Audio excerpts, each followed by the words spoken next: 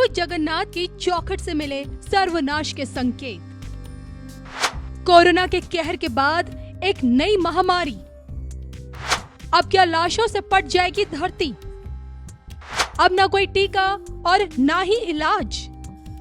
मौत की चपेट में आधी से ज्यादा दुनिया। खुद के प्राणों को बचाने का उपाय क्या है? सत्यता की कसौटी पर भविष्यवाणी का पुराण। परम पूजनीय पंडित श्री काशीनाथ मिश्र जी की भविष्यवाणी। देखिए सिर्फ और सिर्फ धर्म ज्ञान पर। इसी के साथ कहा जाता है आप खुद प्रभु जगन्नाथ की धरा से आते हैं और उसी धरा में भविष्यवाणी का पुराण भी लिखी गई है। आपसे जानना चाहूँगी, देखिए इतिहासकार कहते हैं कि कलयुग में जगन्नाथ मंदिर की नींव रखी गई, लेकिन स्कंद पुराण इसके उलट कुछ और ही बयां करता है। मैं आपसे जानना चाहती हूँ कि प्रभु जगन्नाथ का जो एक अद्वितीय और एक रहस्यमय जो धाम है, इसकी नींव कब रखी गई? देखो, जगन्नाथ महाप्रभु बराह कल्प में जगन्नाथ क्षेत्र का निर्माण हुआ। बराह कल्प खितिरति विपुलतर बसति दसन शिखरी धरणी तव लग्ना शशिनि कलंक कलेवनि मग्ना केशव द्रुत सुकर रूप। यानी जब धरती को प्रभु ने रसातल से उद्धार किए, हिरण्याक्ष को बद्ध करके, उसी समय माता महालक्ष्मी और प्रभु आदि विष्णु सनातन दोनों मिलके जगन्नाथ क्षेत्र का निर्माण किए। उससे पहले बिरजा क्षेत्र का निर्माण हुआ था, जो शंकर भगवान और ब्रह्मदेव ने आके बिरजा क्षेत्र का निर्माण किया, जिसको आदि क्षेत्र कहते हैं जी। तो बराह कल्प से जगन्नाथ महाप्रभु जगन्नाथ क्षेत्र पर विद्यमान है। और बराह कल्प के बाद जगन्नाथ महाप्रभु कलियुग में कल के अवतार या कलियुग में जगन्नाथ अवतार लिए। जगन्नाथ अवतार से कल के अवतार, क्योंकि ये स्कंद पुराण में लिखा है, जब इंद्रद्युम्न राजा आएंगे जगन्नाथ क्षेत्र को, ये लिखा था, तब जगन्नाथ महाप्रभु गुप्त हो जाएंगे और साकार ब्रह्म जो नील माधव के रूप में पूजित थे वो गुप्त हो जाएंगे। उसका बाद फिर दारू विग्रह का निर्माण होगा। एक शास्त्र में प्रमाण मिल रहा है, ये तो बराकल में जगन्नाथ जी का निर्माण हुआ। इंद्रद्युम्न महाराज जब जगन्नाथ क्षेत्र को आए थे अवंती राज्य से, उज्जैन जिसको कहते हैं अभी, तो उसी क्षेत्र में इंद्रद्युम्न महाप्रभु आके जब मंदिर का कार्य निर्माण शुरू किया, मंदिर तो बन गया, पर मंदिर को प्रतिष्ठा करने के लिए वो ब्रह्मदेव के पास गया और ब्रह्मदेव उसी समय तर्पण कर रहे थे और करीब 1 लाख दिव्य वर्ष ब्रह्मदेव तपस्या किया, तर्पण किया, जल तर्पण जी। इंद्रदेव ने खाड़े खाड़े बिना खाना भोजन से वहीं पर 1 लाख दिव्य वर्ष, यानी धरती पर उनका समय करीब 10 लाख या 50 लाख वर्ष वो इंतजार में रहे। उसका बाद फिर इंद्रद्युम्न का तर्पण टूटा। तर्पण जब उन्होंने खोले तब उन्होंने बोले आप कब से हैं? नहीं, मैं उसी समय कई अनंत युग बीत गया। अनंत युग यानी सत्य त्रेता, ये चतुर्युग कई लाखों चतुर्युग चल गए जी। तो इसीलिए ये जगन्नाथ क्षेत्र ये युग का नहीं है, ये युग अनंत युग आदि युग से है। और भगवान कल की न भगवान जगन्नाथ कलियुग में दारू ब्रह्म का रूप धारण करते हैं जी।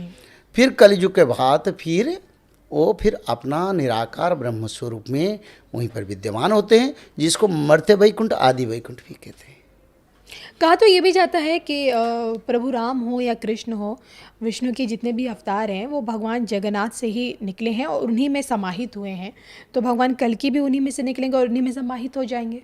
अवतार दस यही दारू रूप यही दारू रे मुलिन ईश्वर स्वयं लीलार निमंते विजय रत्न सिंहासन।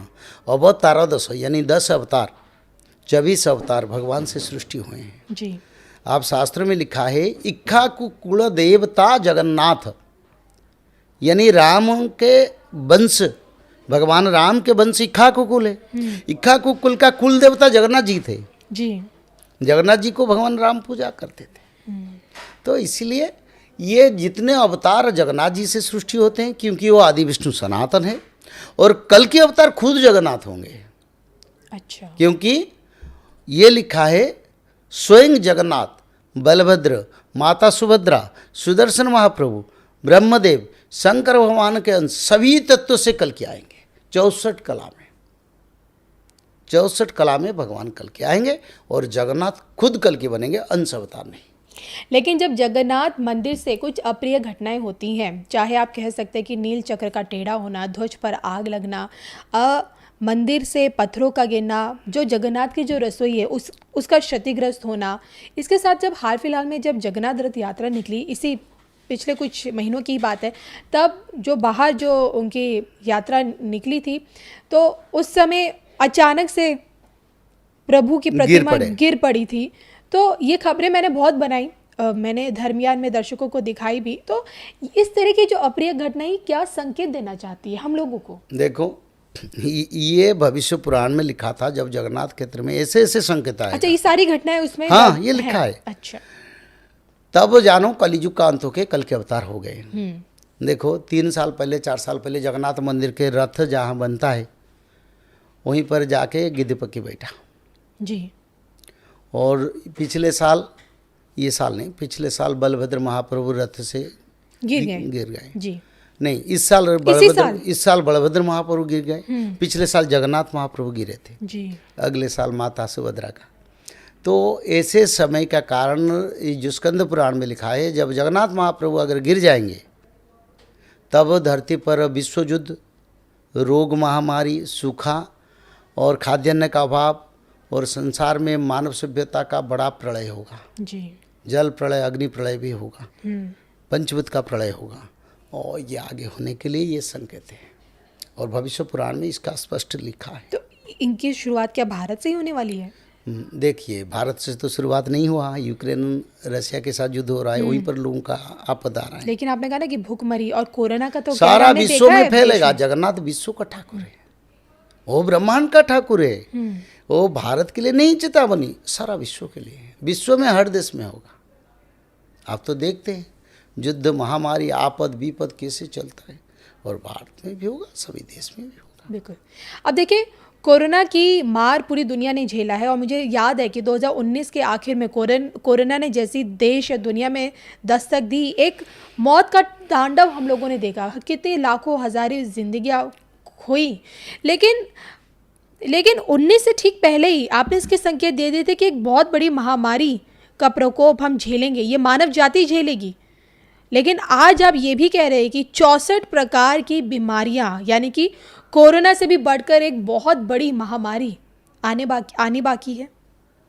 देखिए, कोरोना से बढ़कर जो बीमारी, जिसको हमने कभी we are not describe it in language and also in medical science, ऐसे समय आ रहा है जिस समय रोग बीमारी, जिस बीमारी का 24 घंटा, 12 घंटा, 8 घंटा, 3 घंटा में लोगों का मृत्यु हो जाएगा। कोरोना तो समय दे रहा था, महीने लोग तो वेंटिलेटर में रह के भी अपना जीवन बचाया, पर ऐसा बीमारी आएगा जिसमें बक्षर में बीमारी आएगा, और इसमें कई बीमारी आएगा जिस बीमारी को कभी लोगों ने सोचे नहीं, और हर बीमारी का नतीजा मृत्यु होगा। लाइलाज बीमारियां, क्या?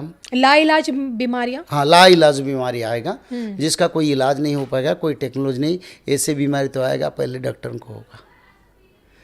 इसे अच्युतानंद ने लिखे, आगे वैद्य ठहरे प्रकाश हुई वो, यानी पहले डॉक्टर के शरीर में वो बीमारी आएगा, वही बीमारी सभी डॉक्टर को समाप्त करेगा। इसके लिए एक अभी ट्रेंड चल रहा है सारा विश्व में, मैंने कनाडा में उसकी विचार किया था कुछ डॉक्टरों के साथ में, नहीं बताता हूँ।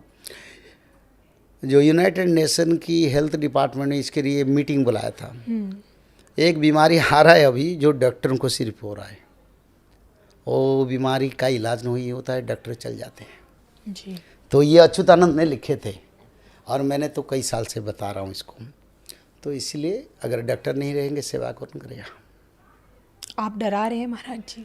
मैं उद्धार के लिए बता रहा हूँ। धर्म पैदा होता है अगर भय आता है। भय नहीं आएगा, यानी मन में शंका नहीं आएगा, मन में कोई दुख आपद नहीं आएगा, कौन भगवान को भजेगा? मैं नहीं डरा रहा हूँ, ये स्वकर्म सूत्राय ग्रथिताय लोका, मानव ने ऐसे कर्म किए हैं। अगर मैंने चोरी की हूँ तो जेल जाना जरूरी है। तो ऐसे जो साधु संत लोग, जो भक्त लोग, जो मानव लोग अपने जीवन में, विचारधारा में जो जो कर्म किए उनका फल मिलने की समय आ गया। मैं वही बता रहा हूँ, पेड़ लगाए, फल फलेगा और खाने के लिए तैयार हो जाओ। उसमें डराने का कहाँ बात है। समाधान क्या है? समाधान त्रिकाल संध्या, और हर घर में हर व्यक्ति को, हर बच्चों को, हर बच्ची को भागवत पढ़ने। जी, त्रिकाल संध्या क्या होती है, किस तरह से हम इसका अनुसरण कर सकते हैं? देखिए, त्रिकाल संध्या एक ब्रह्म तत्व है जी जो इसको ब्रह्मलोक में, कैलाश में, स्वर्गलोक में पालन करते हैं। जी उसी त्रिकाल संध्या धरती पर तब प्रचार होता है हर युग में जिस समय भगवान आते हैं, जी जिस समय सत्ययुग होता है। धरती पर एक युग में त्रिकाल संध्या को बड़ा महत्व दिया जाता है, उसी युग को सत्ययुग कहते हैं। और जिस समय सत्ययुग और भगवान खुद आते हैं उससे पहले त्रिकाल संध्या का प्रचार होता है, क्योंकि भगवान को सभी मनुष्य दर्शन नहीं कर पाएंगे। जो लोग त्रिकाल संध्या भागवत जी पढ़ेंगे वो लोग दर्शन करने के लिए लायक बनेंगे। और इस समय भगवान आ रहे हैं या भगवान आ चुके हैं, और इस समय त्रिकाल संध्या जो करेंगे वो भगवान को दर्शन करेंगे, भगवान के साथ समय गुजारेंगे, राम राज्य बनेगा और वैकुंठ प्राप्ति भी करेंगे। तो इसलिए त्रिकाल संध्या के बारे में ऋग वेद में वर्णन है। जी, ऋग वेद में त्रिकाल संध्या के बारे में वर्णन है, जब भगवान के अवतार या एक युग अंत के समय पर पूर्ण संत आके त्रिकाल संध्या के धारा प्रचार करेंगे और त्रिकाल संध्या के माध्यम में मानव का उद्धार